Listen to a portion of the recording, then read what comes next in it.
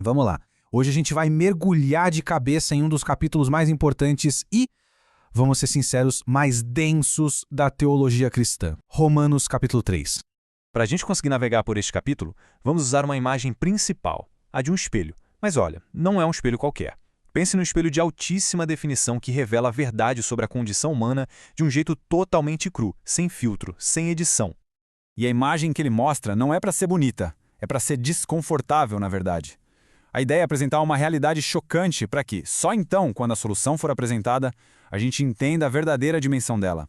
É como um diagnóstico bem preciso que nos prepara para valorizar o remédio. Então, a primeira parte do argumento é quase como um tribunal. Ele estabelece um problema que, segundo o texto, é universal, atinge todo mundo, sem exceção. E o veredito inicial é bem direto e incômodo. O texto é tão bem construído que ele antecipa as nossas perguntas. E uma pergunta óbvia seria essa, né? Se o julgamento é o mesmo para todo mundo, qual foi a vantagem, afinal, de ter recebido a lei de Deus em primeiro lugar? E a resposta é clara. A vantagem foi enorme. A eles foram confiadas as palavras do próprio Deus. Mas pensa assim, é como ter acesso à melhor biblioteca do mundo. Só ter acesso não garante o conhecimento. Esse privilégio não era um passe livre, pelo contrário, ele trazia junto uma responsabilidade muito maior. E aqui a gente chega no coração do diagnóstico. A condição de pecado não é um problema de um povo ou de outro. É de todo mundo. A expressão debaixo do pecado é forte. Ela passa a ideia de estar sob o domínio, sobre o poder de algo, quase como uma escravidão da qual a gente não consegue sair por conta própria. Daqui para frente, o texto começa a disparar uma série de citações do Antigo Testamento, como se fosse um laudo médico completo, um raio-x da condição humana. E a primeira afirmação é categórica, não deixa espaço para dúvida. Ninguém por si só consegue ser considerado perfeitamente justo diante de Deus. O diagnóstico vai ainda mais fundo. Mostra como o pecado afeta a nossa capacidade de entender e a nossa vontade. A ideia aqui é que a mente humana, por si só, tem dificuldade com as coisas espirituais, e o coração não busca a Deus de forma genuína, a não ser que o próprio Deus o atraia primeiro. E essa condição interna, claro, transborda. E por onde? Pela fala. A imagem de um sepulcro aberto é chocante. Pensa no cheiro que sai de um túmulo aberto. É o cheiro da morte. A analogia é que a boca pode acabar revelando a corrupção que está por dentro. As palavras se tornam ferramentas de engano. É um efeito dominó. O que começa no coração e passa pela boca, uma hora se transforma em ação. E o resultado disso, segundo essa visão, é um rastro de destruição e sofrimento tanto nos relacionamentos quanto na sociedade como um todo. Então, para que servia a lei, afinal? Exatamente como o nosso espelho do começo. A lei é uma ferramenta de diagnóstico perfeita. Ela aponta a mancha do pecado como uma precisão incrível, mas ela não tem o poder de limpar a mancha. A função dela é calar qualquer argumento de que a gente consegue se virar sozinho. Pois é, depois de pintar esse quadro tão sombrio, que parece não ter saída, o argumento dá uma virada de 180 graus. É o ponto em que a história muda da escuridão total para o primeiro raio de esperança. Duas palavrinhas que são a dobradiça de todo o capítulo, talvez de toda a carta. Mas agora, essas palavras são um divisor de águas. Elas sinalizam que um elemento novo, totalmente inesperado, está entrando em cena para mudar o jogo completamente.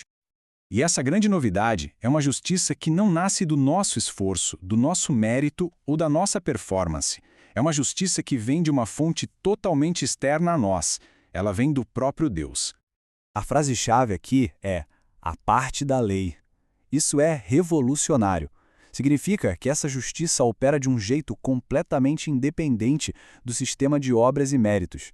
Não é algo que se conquista cumprindo regras, mas algo que é simplesmente recebido. É um presente. Para a gente entender essa solução, tem 3 conceitos que são fundamentais. O primeiro é a justificação. Pensa de novo no tribunal. Deus é o juiz, mas em vez de condenar o réu culpado, ele bate o martelo e o declara justo. É uma declaração legal, um novo status que ele nos dá, não algo que a gente conquistou. O segundo conceito é a redenção. A imagem aqui é de um mercado de escravos. Redimir significa pagar o preço para libertar alguém. A morte de Cristo é apresentada aqui como o preço do resgate pago para nos libertar daquela escravidão ao pecado que a gente viu antes. E por último, a propiciação. Esse talvez seja o conceito mais complexo. Tenta pensar assim. É um sacrifício que satisfaz as exigências da justiça divina. A ideia é que o sacrifício de Cristo desvia a consequência que o erro merecia.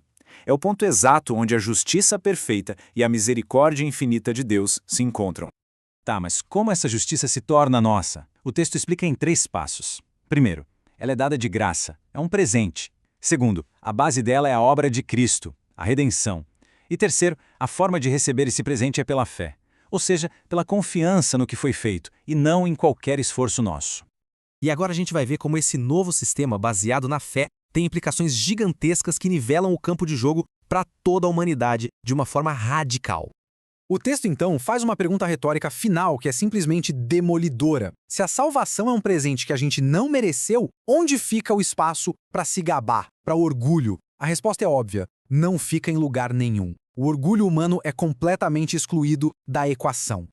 Olha só esse contraste. De um lado, um sistema baseado no esforço humano que sempre leva ao orgulho e à exclusão.